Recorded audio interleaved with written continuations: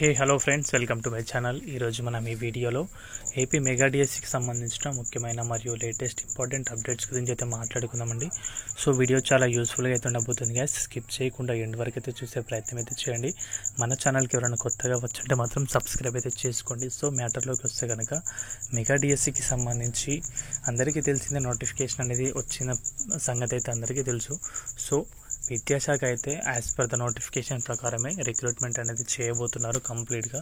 ఇప్పటివరకు మనం చాలా ధర్నాలు అయితే చూసాం, విశాఖపట్నంలో కానీ చాలా ప్లేస్లో ధర్నాలు అయితే చూసాం. దాంట్లో మేజర్గా ఉన్న డిమాండ్స్ ఏంటంటే కనుక ఒకే జిల్లా ఒకే పేపర్ అయితే ఉండాలి, అదేవిధంగా వయోపరిమితిని అయితే 47 సంవత్సరాలకి పెంచాలి. ఇంకో చూసుకుంటే కనుక డిగ్రీలో పర్సంటేజ్ అనేది కూడా తగ్గించాలి బీసీలకి ఓసీలకి. ప్రకారం అయితే ప్రభుత్వం అనేది ఎలాంటి జాప్యం అయితే చేసుకోవడానికి అయితే ఇప్పుడైతే అవకాశాలు అయితే కనిపించట్లేదు. ఎలాగ నోటిఫికేషన్లో అయితే 45 రోజులు అయితే మెన్షన్ చేశారో అలాగే డిఎస్సి అనేది పూర్తి చేయబోతున్నట్టుగా అయితే తెలుస్తుంది. ముఖ్యంగా అయితే డిఎస్సిలో మేజర్గా ఉన్న లాస్ ఏంటంటే కనుక నార్మలైజేషన్ విధానం అనేది అయితే చాలా తప్పుగా అయితే జరుగుతుంది. 100% అదైతే ఎఫెక్టివ్గా ఎఫిషియెంట్గా అయితే వర్క్ అయితే అవ్వదు.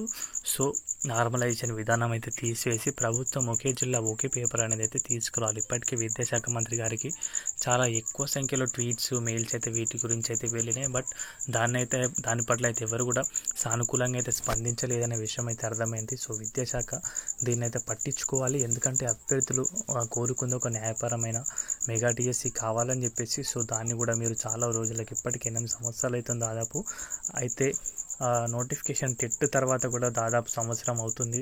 ఇంకా కూడా దానికి సంబంధించి ఎలాంటి మార్పులు చేర్పులు అయితే చేయలేదని తెలుస్తుంది. కాబట్టి తప్పకుండా ఏదైనా ఒక అంటే కనీసం ఒకే జిల్లా ఒకే పేపర్ తీసుకొస్తే కనుక నార్మలైజేషన్ విధానం అయితే రద్దు అవుతుంది. 45 డేస్ గురించి వదిలిపెడితే కనుక నార్మలైజేషన్ విధానం లేకుండా అయితే ఉండాలి. ఎందుకంటే అప్పుడే నెగిటివ్ స్కోర్ అనేది ఉండకుండా అయితే ఉంటుంది కాబట్టి. సో మేబీ చూడాలి దీనికి సంబంధించి. ఇదిగా అప్డేట్ అయితే వీడియో నచ్చితే వీడియోకి అయితే ఒక లైక్ చేయండి. మన ఛానల్కి ఎవరైనా కొత్తగా వచ్చి ఉంటే సబ్స్క్రైబ్ అయితే చేసుకోండి. థ్యాంక్స్ ఫర్ వాచింగ్ అందరికీ. బాయ్.